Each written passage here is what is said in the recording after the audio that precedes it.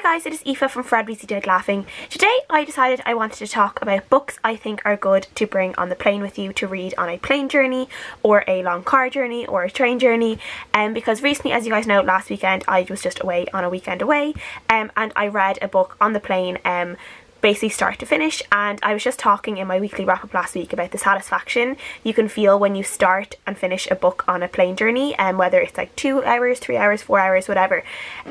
And I just started thinking about other books that I think are good for plane journeys, other books I have started and practically finished on a plane, and books I really enjoyed on plane journeys. And I think it's great just to have these kind of books that you can either get completely sucked into and read start to finish, or books that can just suck you into the world and let you forget that you're stuck in this like little thing in the air, with like, you know, probably not very much leg room, and you could have like kids screaming, or you know, just people being annoying around you. And if you have a good book, you can just forget about all of that. So I just thought I would share a little list of books I think are good for plane journeys. So the first one I'm going to talk about is the one that I did actually read on the plane, which was The Sun Is Also a Star by Nicola Yoon. Now you guys know I wasn't like a huge fan of this book. I gave it like a middling 3 stars, but I do think that this is a book that is just like, it's short, it's snappy, it's so quick to read, you can get through it really quickly. And the same goes for Nicola Yoon's other book, Everything. That is one you could definitely read on a plane journey as well. It's like sweet, as I said, it's a nice little romance, and you just fly through it so quickly, so it's really satisfying when you finish it. Another book I am going to talk about is Simon versus the Homo Sapiens Agenda by Becky Albertalli. I think again,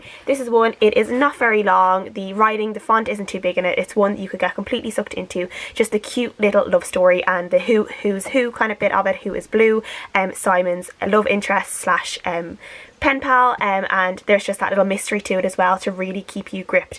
Now I do think that YA contemporaries are like brilliant for plane journeys, which is why I do have a few of them on my list, but I think this one in particular is definitely one I would recommend people bring on a plane, as is Eleanor and Park by Rainbow Rowell, which is one I read this year, and I absolutely loved this. This is just such a sweet little love story, but quite a realistic one as well. It's not all fluffy and all things sweet, there are some serious bits to it as well, but Eleanor and Park are just people that you can root for. And I would also say Attachments by Rainbow Rowell as well would be a great one for a plane journey as well, because I love Attachments so much, and it's definitely been a long time since I read that one, so I do need to reread it and get my own copy of it as well. Another book I want to talk about is The Gustav Sonata by Rose Tremaine. This is actually one I read last year when I was on a plane journey from Dublin to Italy, and it's one that I did actually finish on the plane as well, because it's quite a short book. I can't remember how many pages it is, but it's a very small book, so it is one that if you wanted to read just one whole book on a plane journey, whether it was only like 2, 3, 4 hours,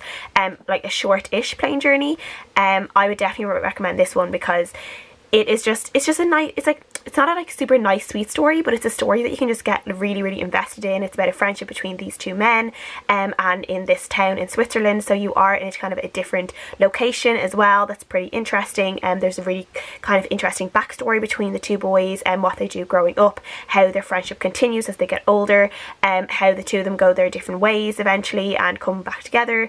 And yeah, so it's just definitely one that I would recommend for people, because I did really enjoy it when I read it myself. There are books that would be really great for plane journeys or travel journeys, depending I guess on how scaredy cat you are thrillers, because thrillers are just so fast paced. They are ones that I feel like so many thrillers are really great to read in like 1 to 2 sittings, because they tend to be so fast paced that you just cannot put them down. So when you are in a place like a plane where you really don't have anywhere else to go, a thriller is perfect.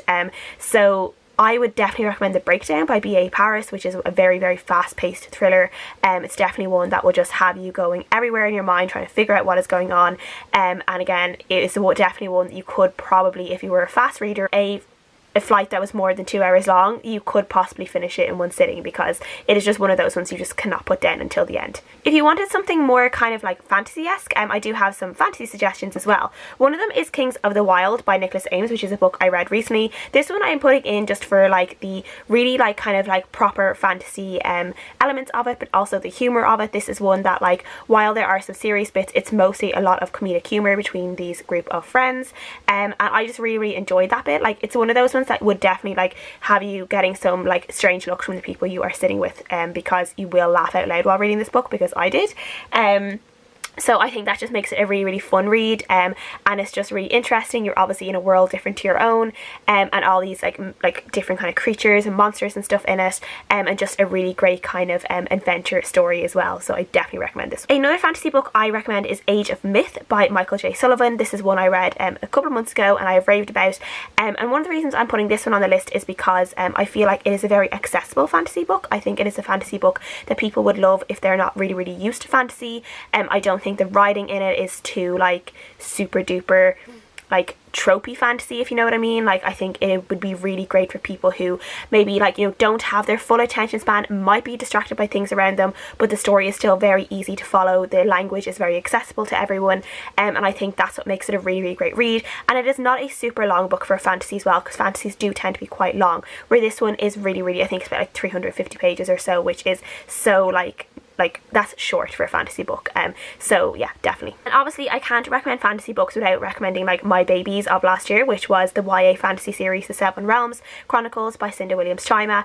I would definitely recommend any of these books for any kind of journey, because they just suck you into the world. They suck you into the characters. The characters are just so compelling, and their stories are so compelling, and their character growth from book to book, from the start of one book to the end of that book, is just so amazing. That these are books that I read really, really quickly. I just could not put them down. So I think they would be perfect for if you read The Demon King and you like that one, I think any of the others are perfect for a plane journey, because these books are just so great, so fast to read, so compelling. Yeah, they're just wonderful. And another fantasy book that I'm going to recommend is another YA fantasy book, and that is Three Dark Crowns or One Dark Throne by Kendra Blake. Three Dark Crowns is the first book and One Dark Throne is the second book. These are both Three Dark Crowns was a surprising one for me, because I thought I would like it, but I think I would love it, and then I really, really enjoyed One Dark Throne. So again, these are just kind of like twisty, like surprisingly dark at times, like YA fantasy. So I think it's definitely one that would be really just great for a plane journey. Just get stuck into the world, stuck in these sisters battles, you're trying to figure out who to side with. There's all these different like elements, there's all these different like factions that like, you know, you need to take like into consideration when you're trying to decide who you like and who you don't like, because there's just so much going on in these books, and they're just so good. And One Dark Throne in particular, the end of that one was so good, so I could imagine myself reading that in a plane and just being like, oh, I need the next one. So yeah, I think that would definitely be a great plane read too. So those are some of my recommendations for books I think are really, really good for plane journeys or any other kind of journey. And please let me know any recommendations you have, or if you have any nice kind of like books that you have read on journeys that you think you would recommend to other people. I would love to know. And thank you guys so much for watching as always, and I'll see you guys again next time.